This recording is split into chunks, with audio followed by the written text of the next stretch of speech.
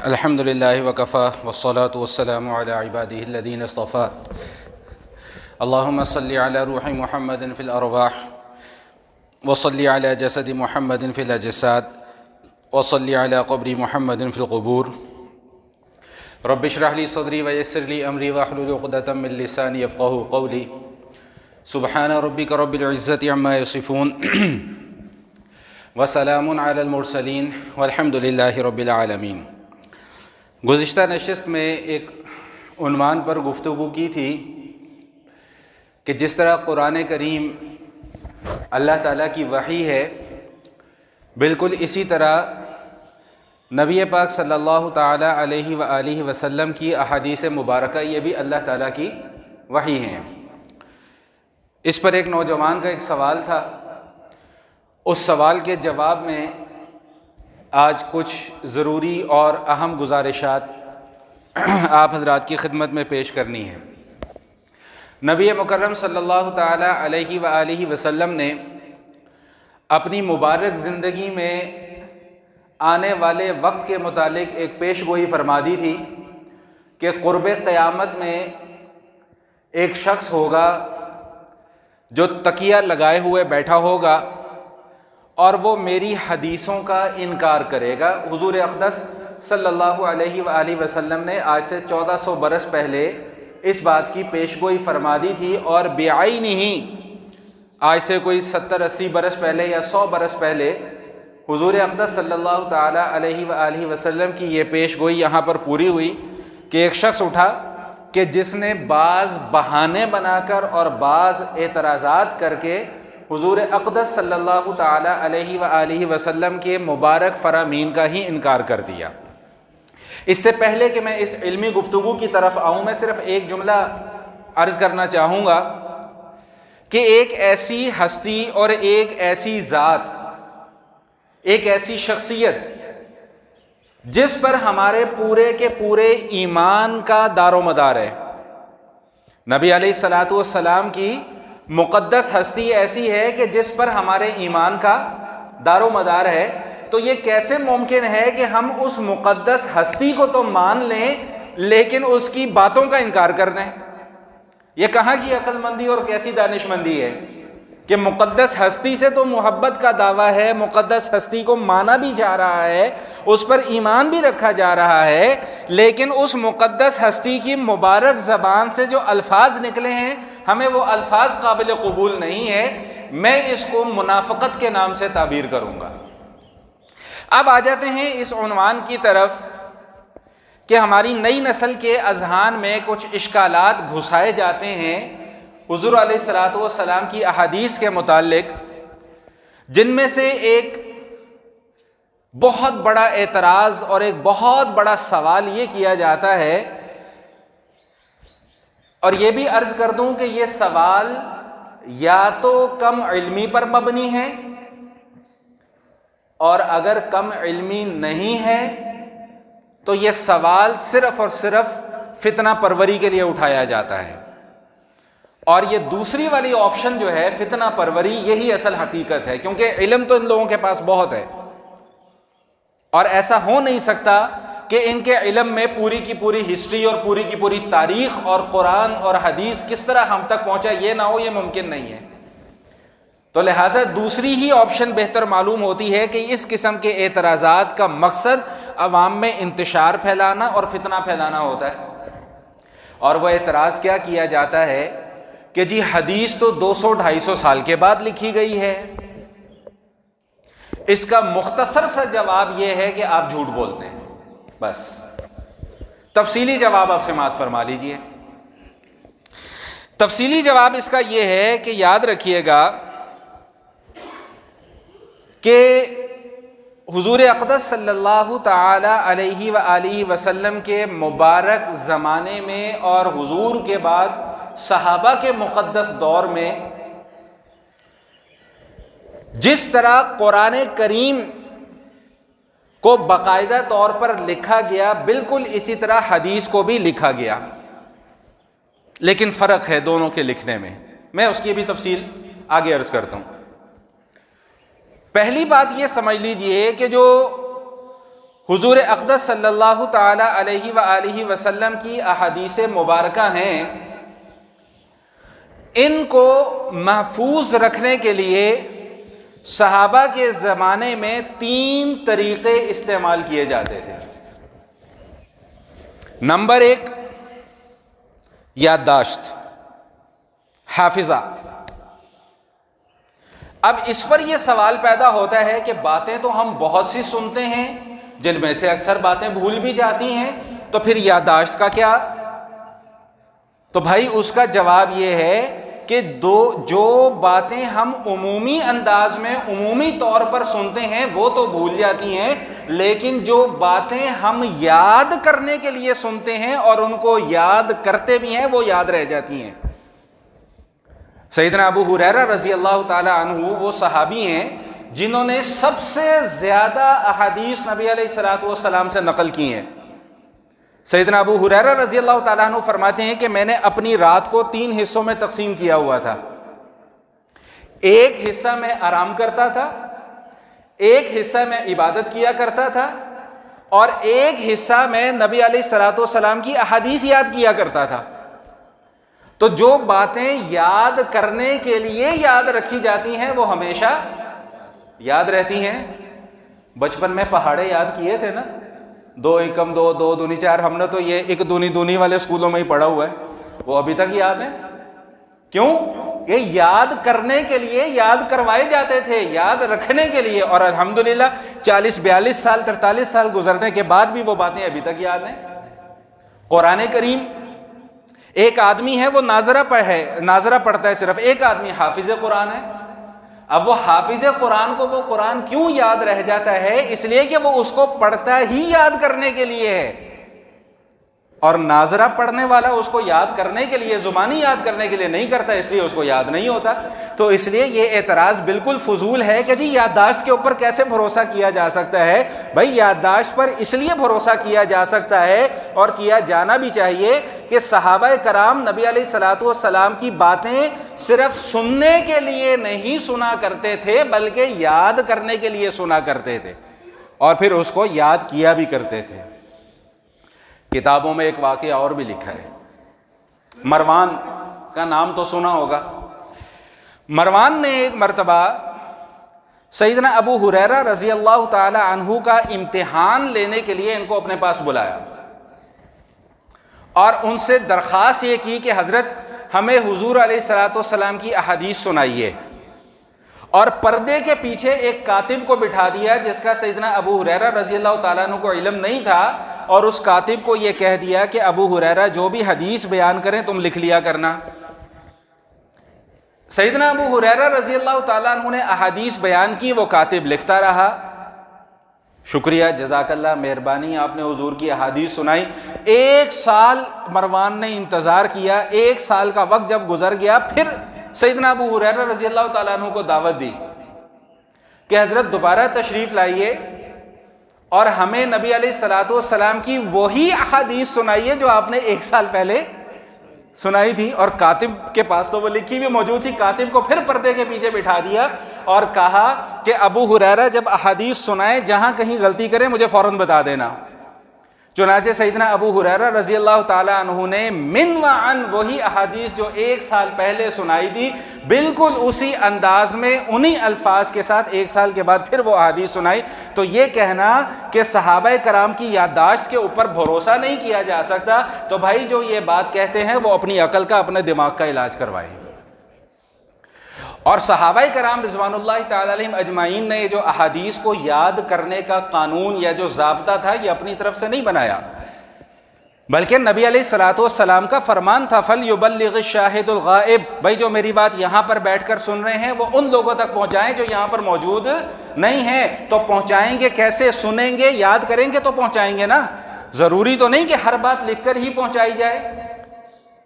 اب میں لکھی لکھائی تقریر تو آپ کے سامنے نہیں کر رہا، میں بھی پڑھ کر آیا ہوں، باتوں کو ذہن کے اندر بٹھا کر آیا ہوں، پھر وہ باتیں آپ کے سامنے کر رہا ہوں۔ اب لکھ کر تو میں یہ سارے کے سارے کو 500 600 1000 بندوں کو تو نہیں دے سکتا نا، روکا۔ تو بات سمجھ میں آ گئی؟ نبی علیہ الصلوۃ والسلام فرماتے ہیں بلغوا عنی ولو آیا، بھائی کوئی ایک جملہ بھی مجھ سے سن لو، کوئی ایک آیت بھی مجھ سے سن لو، اس کو آگے لوگوں تک پہنچاؤ۔ پھر ایک اور حدیث میں نبی علیہ الصلوۃ والسلام ارشاد فرماتے ہیں کہ نظر اللہ امرا سمع مقالتی فوعاها، کہ بھائی خوش تر و تازہ رہے، خوش و خرم رہے، شاد اور آباد رہے وہ شخص کہ جس نے میری کسی بات کو سنا، پھر اس کو یاد کیا، پھر اس کو آگے لوگوں تک پہنچایا۔ فحفظہ کے الفاظ اس حدیث کے اندر موجود ہیں۔ تو یہ صحابہ کرام رضوان اللہ تعالی علیہم اجمعین کا جو احادیث کو یاد کرنا تھا، یہ بغیر دلیل کے۔ تو پہلا طریقہ احادیث کو محفوظ کرنے کا کیا تھا بھائی؟ حافظہ۔ دوسرا طریقہ احادیث کو یاد کرنے کا وہ تھا مذاکرہ۔ مذاکرہ کیا ہوتا تھا کہ کسی ایک صحابی نے نبی علیہ الصلوۃ والسلام سے کوئی بات سنی، اس کو ذہن نشین کیا، اس کو اپنے یاد کیا، اور پھر شام کو 4 6 8 10 صحابہ جب مل کر بیٹھے تو سب نے اس حدیث کا تکرار کیا، ایک دوسرے کو پڑھ پڑھ کر سنائی کہ بھئی آج میں نے یہ حدیث نبی علیہ الصلوۃ والسلام سے سنی ہے۔ اس کو کہتے ہیں مذاکرہ۔ جب ہم مدرسے میں پڑھتے تھے تو دن کے وقت میں ہمارے مدرسے میں اسباق ہوا کرتے تھے، اور مغرب کی نماز کے بعد تکرار ہوا کرتا تھا۔ اب تکرار کا لفظ آپ لوگ تو یہ سمجھیں گے جی تکرار کا معنی بحث و مباحثہ، جھگڑا، نہیں بھائی، تکرار کا معنی جھگڑا نہیں ہوتا۔ تکرار کا معنی ہوتا ہے ایک چیز کو بار بار دہرانا۔ اب اس تکرار میں کیا ہوتا تھا کہ جو دن بھر ہم نے اسباق پڑھے ہوتے تھے، وہ رات کو بیٹھ کر ہم سارے طلباء، ساری کلاس والے مختلف گروپوں میں اپنے آپ کو تقسیم کر لیتے تھے، کوئی 2 3 4 گروپ، پھر ان میں ایک گروپ لیڈر ہوتا تھا۔ وہ جو سارے دن کے اسباق پڑھے ہوتے تھے وہ دوبارہ استاد کے انداز میں اپنے باقی طلباء، اپنے باقی ساتھیوں کے سامنے وہ اسباق دہرایا کرتا تھا۔ اس کو مذاکرہ یا تکرار کہتے ہیں۔ اور اس سے کیا ہوتا تھا کہ جب ہم وہ تکرار کر لیتے تھے تو وہ سارا دن کا جو سبق تھا وہ ذہن میں بیٹھ جاتا تھا۔ جب امتحان کے دن آتے تھے دوبارہ اس کو جب ایک دفعہ پڑھ لیا تو ساری باتیں یاد آ جایا کرتی تھی۔ تو بات سمجھ میں آ گئی۔ تو دوسرا طریقہ صحابہ کے زمانے میں احادیث کو محفوظ کرنے کا وہ کیا تھا بھائی؟ مذاکرہ۔ اور تیسرا طریقہ صحابہ کے زمانے میں احادیث کو محفوظ کرنے کا وہ تھا تعامل حدیث۔ پریشان نہ ہو، مطلب سمجھا دیتا ہوں۔ تعامل حدیث کا مطلب یہ ہے کہ حضور اقدس صلی اللہ تعالی علیہ وآلہ وسلم سے جو باتیں سنی یا جو عمل نبی علیہ الصلوۃ والسلام کو کرتے ہوئے دیکھ لیا، اس عمل پر فوراً عمل کرنا شروع کر دینا۔ دین کوئی فلسفیانہ گفتگو، کوئی علمی موشگافیوں اور قیاس آرائیوں کا نام نہیں ہے، دین پریکٹیکل کا نام ہے۔ کہ صحابہ نے جو حضور سے سنا یا جو حضور کو کرتے ہوئے دیکھ لیا، فوراً اس کے اوپر عمل کرنا شروع کر دیا۔ کوئی ایک صحابی نے کوئی عمل کیا، دوسرا پوچھتا کہ جی آپ نے کیوں کیا؟ جی میں نے حضور کو کرتے ہوئے دیکھا، یا میں نے حضور سے تو یہ بھی حدیث کو محفوظ کرنے کا ایک طریقہ تھا۔ تو بنیادی طور پہ یہ 3 طریقے ایسے تھے کہ جس کی وجہ سے، جس کی بنیاد پر حضور علیہ الصلوۃ والسلام کے فرامین مبارکہ مقدسہ کو محفوظ۔ اچھا، اب درمیان میں ایک بات اور ذہن میں آ گئی کہ جو لوگ یہ کہتے ہیں کہ جی ہم حدیث کا انکار کرتے ہیں یا حدیث کو مانتے نہیں، ایسے لوگ آپ کو پتہ نہیں چلے گا، کیونکہ وہ ظاہری طور پہ یہ نہیں کہیں گے کہ جی ہم حدیث کو نہیں مانتے۔ وہ آپ کے سامنے دلیل یہ پیش کریں گے کہ جی قرآن سب کچھ ہے۔ بھائی ہم کب کہتے ہیں کہ قرآن سب کچھ نہیں ہے؟ ہم نے کب کہا کہ قرآن سب کچھ نہیں ہے؟ لیکن اس قرآن سب کچھ ہے کہ دلکش جملے کے پیچھے ایک بہت گہری اور بہت بڑی سازش ہے، اور وہ کیا؟ کہ احادیث کا انکار کرنا۔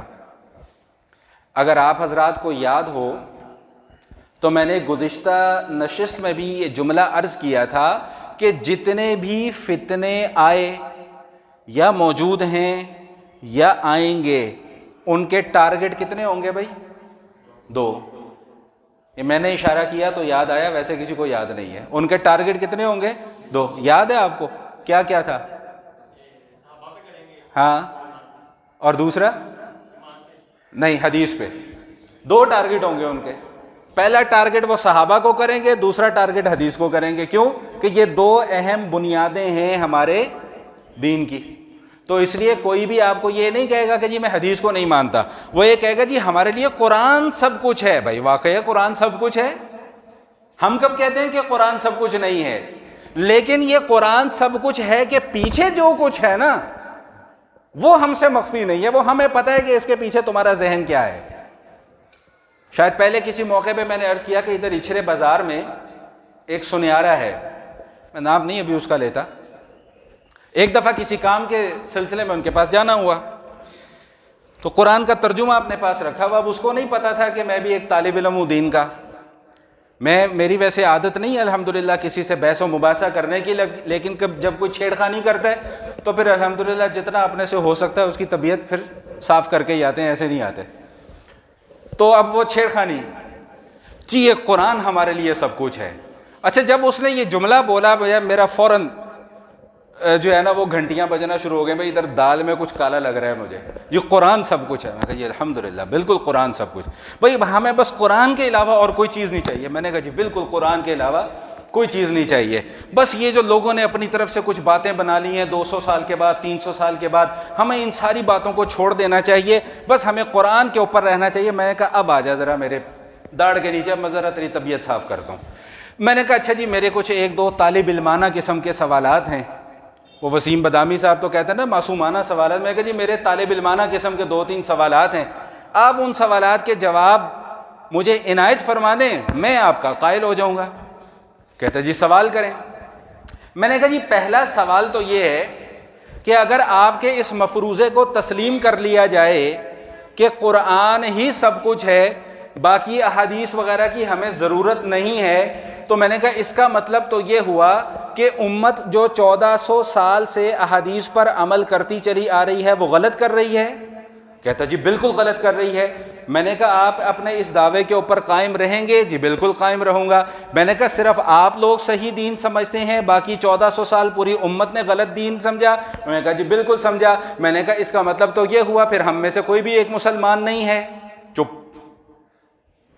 بھائی سمپل سا اس کا نتیجہ یہی نکلا نا کہ جب دین ہی صحیح نہیں ہے تو پھر ہم میں سے کوئی مسلمان کیسے ہو سکتا ہے. میں نے کہا جی دوسرا سوال. میں نے کہا جی جو امت جس ذرائع سے، یہ کن ذرائع سے قرآن آپ تک پہنچا ہے؟ کہتا جی صحابہ کے ذریعے اور اس طرح. تو میں نے کہا احادیث بھی تو انہی ذرائع سے آئی ہیں. چپ. میں نے کہا تیسرا سوال. میں نے کہا یہ جو نماز آپ پڑھتے ہیں یہ آپ نے کہاں سے سیکھ لی؟ کہتا جی حضور کی سنت سے. میں نے کہا اللہ کے بندے یہ تمہاری کیسی منطق ہے کہ حضور کی سنت کو تو تسلیم کرتے ہو، حضور کی حدیث کو تسلیم نہیں کرتے؟ چپ.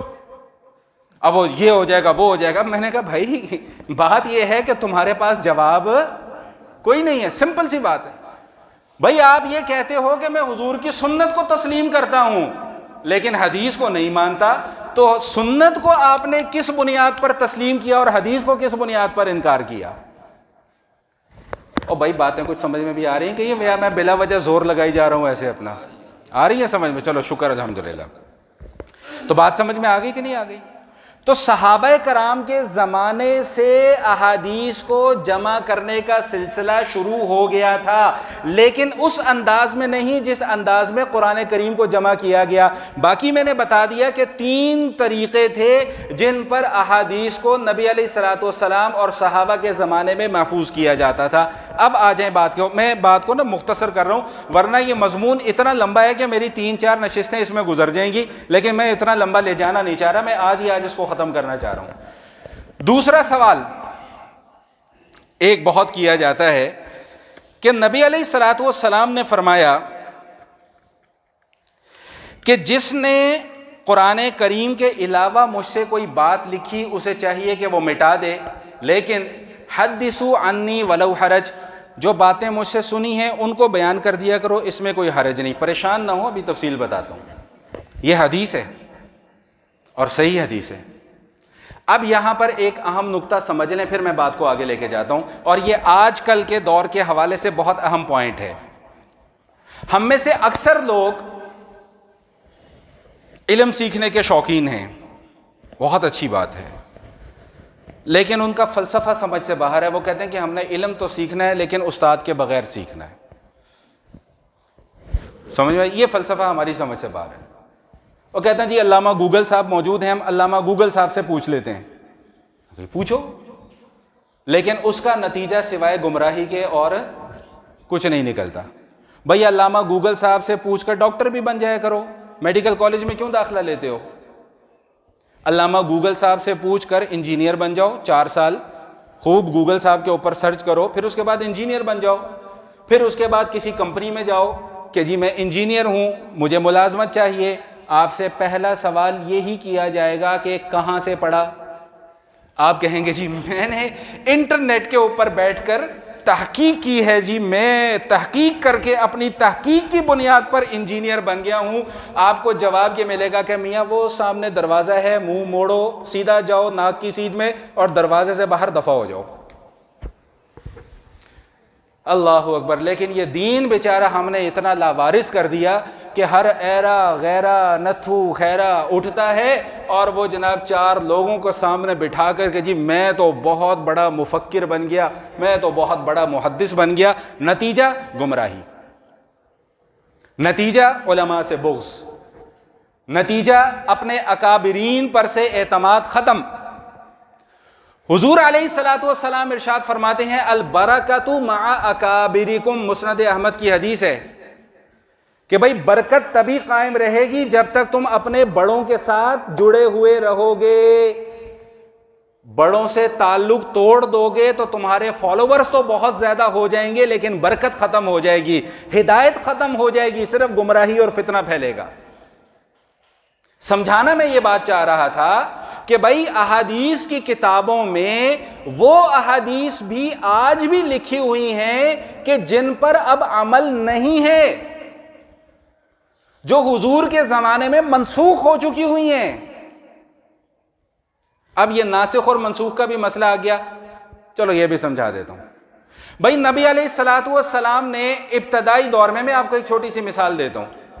ہم نماز پڑھتے ہیں، نماز کے اندر ہمیں سلام دعا بات چیت کرنے کی اجازت ہے؟ بولے بھائی، نہیں ہے، پہلے تھی۔ اب یہ پہلے تھی ہمیں کہاں سے پتہ لگا؟ حدیث کی کتابوں سے پتہ چلا۔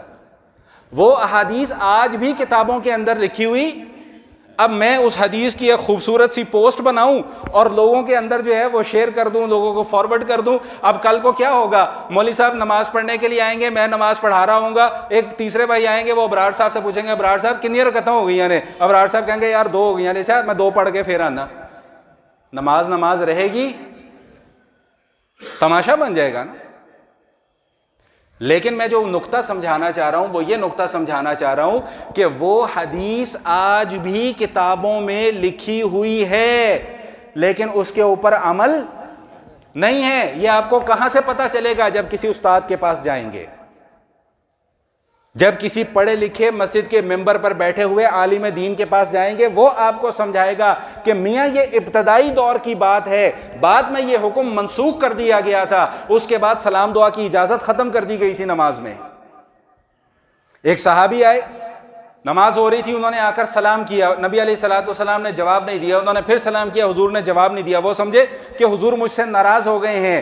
نماز مکمل کرنے کے بعد نبی علیہ الصلوۃ والسلام نے فرمایا کہ بھائی پہلے نماز میں بات چیت کرنے کی اجازت تھی، اب وہ اجازت ختم کر دی گئی ہے۔ تو احادیث تو وہ بھی موجود ہیں، حدیث تو یہ بھی موجود ہے۔ تو ہم ان احادیث کو بنیاد بنا کر دین کے اندر خلل اور فتنہ پیدا نہیں کر سکتے۔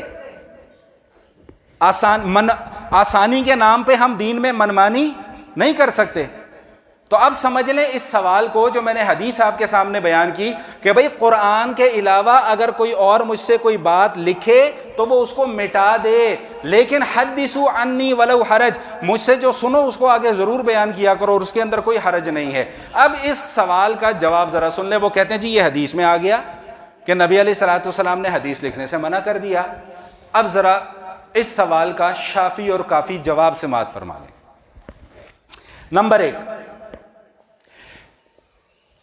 تمہارا اپنا فارمولہ یہاں پر ٹوٹ گیا، تم تو حدیث کو مانتے ہی نہیں ہو، پھر تم نے دلیل کے طور پہ حدیث کیسے پیش کر دی؟ نہیں سمجھ میں آئی بات؟ بھائی تم تو حدیث کا انکار کرتے ہو کہ ہم حدیثوں کو مانتے ہی نہیں، پھر دلیل کے طور پہ تم حدیث کیسے پیش کر رہے ہو؟ پہلا تو تمہارا اپنا فارمولہ، اپنا اصول یہی پر ٹوٹ گیا، لہٰذا بات ختم۔ لیکن چلو ہم بڑے دل والے لوگ ہیں، ہم بڑے ظرف والے لوگ ہیں، ہم تمہیں سمجھانے کے لیے اس سوال کا اور تسلی بخش جواب دے دیتے ہیں۔ نبی علیہ الصلوۃ والسلام نے لکھنے سے منع فرمایا نا، کیوں بھائی؟ لیکن نبی علیہ الصلوۃ والسلام نے اگلا جملہ کیا ارشاد فرمایا کہ حدثوا عنی، بھائی مجھ سے بیان تو کر سکتے ہو۔ تو اس کا مطلب یہ ہوا کہ حدیث کا مقام ہے تو بیان کرنے کا حکم ہے نا، مقام نہ ہوتا تو بیان کرنے کا حکم کیوں ہوتا؟ بات سمجھ میں آ گئی؟ صرف میاں صاحب کو سمجھ میں آئی ہے، باقی اور کسی کو نہیں سمجھ میں آئی؟ آ گئی سمجھ میں؟ چلو شکر الحمدللہ۔ اچھا آگے چلیں۔ نمبر 2، نبی پاک صلی اللہ تعالی علیہ وآلہ وسلم نے بالکل ابتدائی دور میں جب قرآن کریم نازل ہونا شروع ہوا تھا، صحابہ کی تعداد بڑھنا شروع ہو گئی تھی، بالکل ابتدائی دور میں عارضی طور پر حدیث لکھنے سے منع فرما دیا تھا۔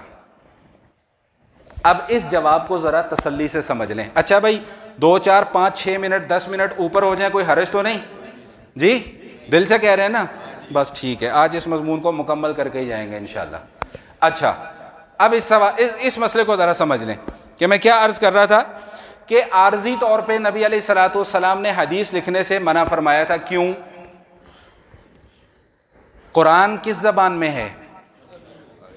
کس کی زبان سے سنا جا رہا تھا؟ بولیں بھائی، نبی علیہ الصلوۃ والسلام کی زبان سے نہ یار، اللہ سے کس نے سنا قرآن براہ راست؟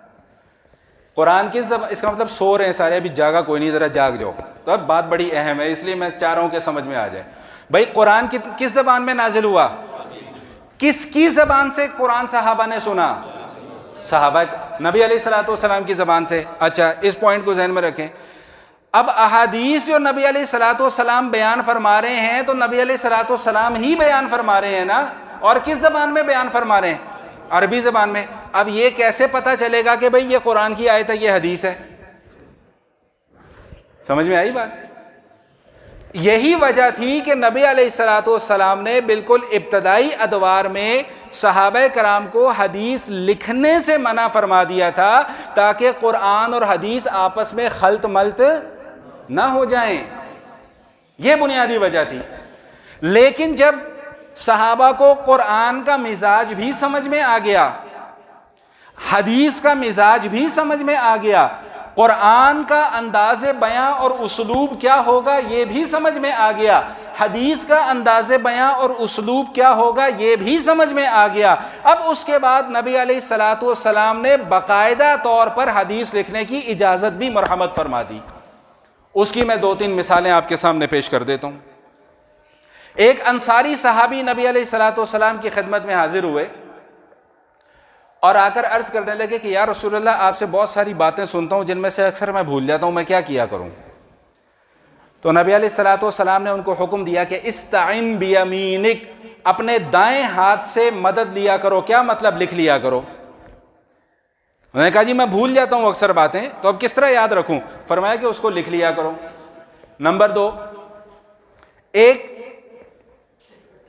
انس بن مالک رضی اللہ تعالیٰ عنہ کے متعلق آتا ہے کہ حضور اقدس صلی اللہ تعالیٰ علیہ وآلہ وسلم نے حکم یہ ارشاد فرمایا کہ قید العلم بالکتاب، بھائی علم محفوظ کرنے کا بہترین ذریعہ کیا ہے؟ الکتاب، لکھ لیا کرو، اس سے علم محفوظ ہو جاتا ہے۔ بات سمجھ میں آ گئی؟ میں مختصر کر رہا ہوں بات کو۔ تیسرا بڑا اہم نقطہ ہے، وہ سن لیں۔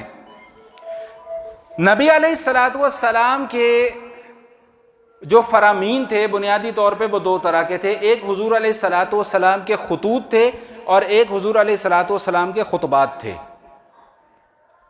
خطوط سے مراد وہ مراسلے تھے جو نبی کریم علیہ الصلوۃ والتسلیم نے دوسرے ملکوں کے بادشاہوں کو بھجوائے تھے، اور اس کے اندر کوئی لمبی چوڑی تقریر نہیں ہوتی تھی، بس 2-3 مختصر سی باتیں ہوتی تھی کہ من محمد الرسول اللہ الی فلاں، کہ محمد جو اللہ کے رسول ہیں، سب بولیں بھائی صلی اللہ علیہ وآلہ وسلم، ان کی طرف سے یہ مراسلہ ہے فلاں بادشاہ کی خدمت میں. اور اس میں کیا ہوتا تھا؟ خلاصہ اس کا کیا ہے کہ بھائی اللہ کے بندے بن جاؤ، ایمان قبول کر لو، کفر کا راستہ چھوڑ دو، شرک کا راستہ چھوڑ دو، نہیں تو پھر جزیہ دینے کے لیے تیار ہو جاؤ، نہیں تو پھر جہاد کے لیے تیار ہو جاؤ. یہ 2-3 مختصر تھی. تو یہ حضور کے کیا ہوتے تھے؟ خطوط، لیٹرز. اور دوسری قسم نبی علیہ الصلوۃ والسلام کے خطبات. یہ نبی علیہ الصلوۃ والسلام نے خطبہ ارشاد فرمایا.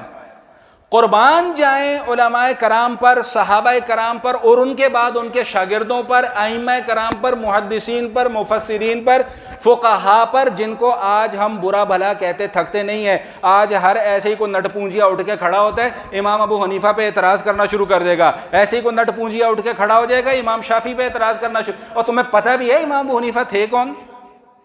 امام شافعی تھے کون؟ امام بخاری تھے کون؟ کبھی پڑھا بھی ہے؟ 17 سال میں امام بخاری نے اپنی بخاری شریف لکھی ہے. 17 سال میں ہر ایک حدیث لکھنے سے پہلے غسل فرمایا کرتے تھے، 2 رکعت نماز نفل پڑھا کرتے تھے، دھلا ہوا صاف ستھرا لباس پہنا کرتے تھے، خوشبو لگایا کرتے تھے، اتنا ادب حدیث کا کرتے تھے، پھر ایک حدیث لکھتے تھے.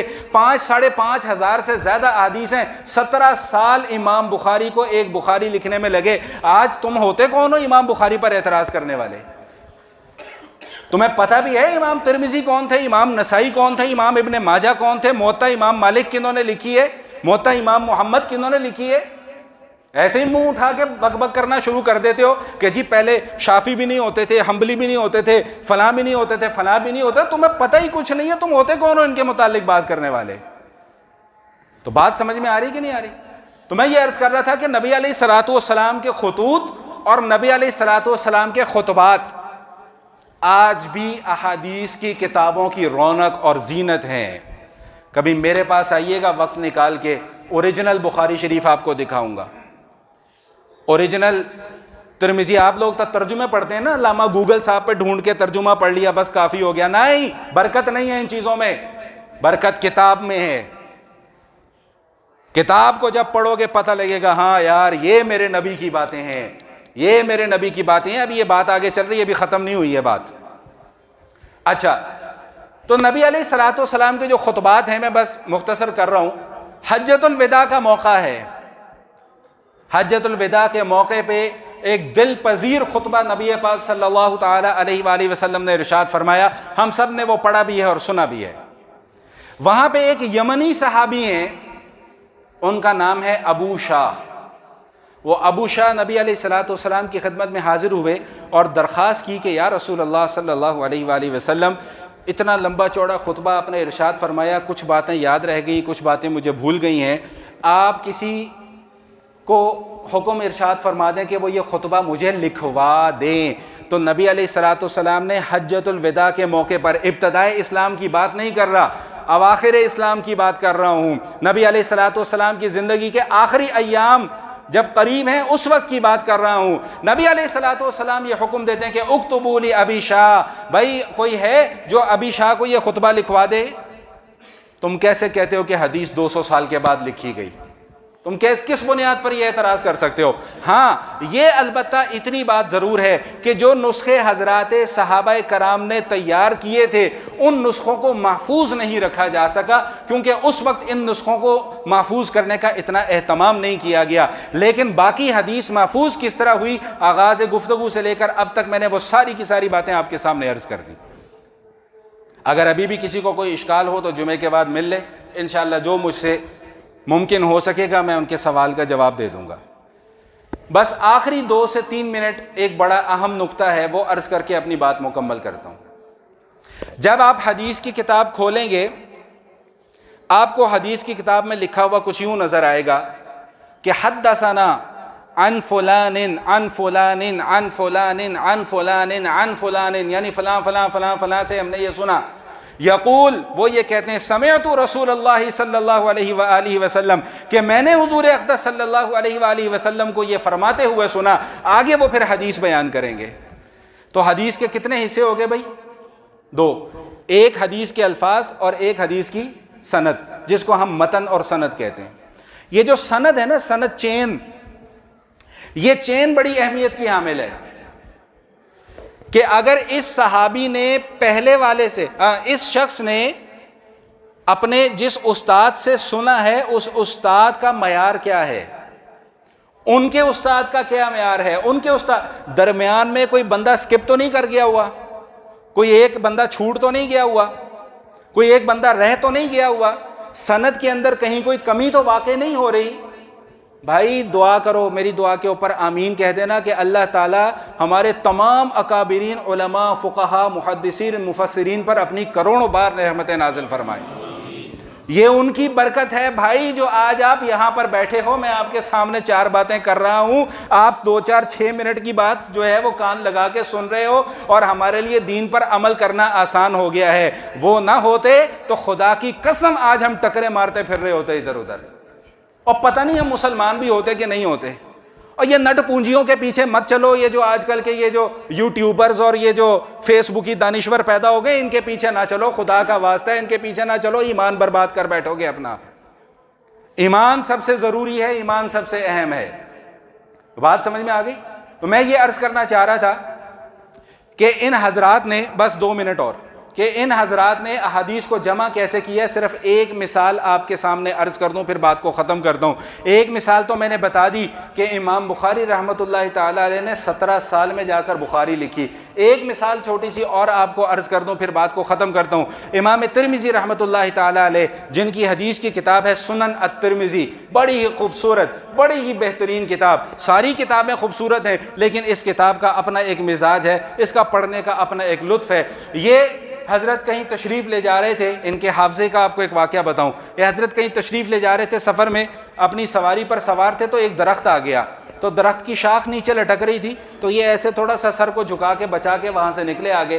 بہت عرصے کے بعد دوبارہ سفر کا اتفاق ہوا، عمر کا آخری حصہ تھا، بینائی آنکھوں کی زائل ہو چکی تھی، اسی مقام پر سے گزرے تو دوبارہ یوں جھک کر گزرے، ساتھ خادم تھا۔ میں نے کہا حضرت آپ یہاں سے جھک کر کیوں گزرے؟ فرمایا کہ بھائی بہت سال پہلے میں یہاں سے گزرا تھا تو یہاں پر ایک درخت ہوا کرتا تھا، تو خادم نے عرض کیا کہ حضور آج تو یہاں پر کوئی درخت موجود نہیں ہے۔ یہ وہ مبارک ہستیاں ہیں کہ جن کو اللہ تعالیٰ نے ہمارے لیے دین کا کام کرنے کے لیے منتخب فرمایا۔ اللہ پاک نے ان کو تقوی بھی کمال کا دیا، اللہ پاک نے ان کو دیانتداری بھی کمال کی دی، اللہ پاک نے ان کو امانت داری بھی کمال کی دی، اللہ تعالیٰ نے حافظہ بھی ان کو کمال کا دیا۔ یہ بس چیدہ چیدہ کچھ اہم گزارشات تھیں، اگر مجھے موقع ملا تو انشاءاللہ کچھ اسی سے متعلقہ گزارشات آئندہ نشست میں مختصراً اور عرض کر دوں گا۔ دعا ہے کہ اللہ میرا کہنا اور آپ کا سننا قبول فرمائے۔ وآخر دعوانا الحمدللہ رب العالمین۔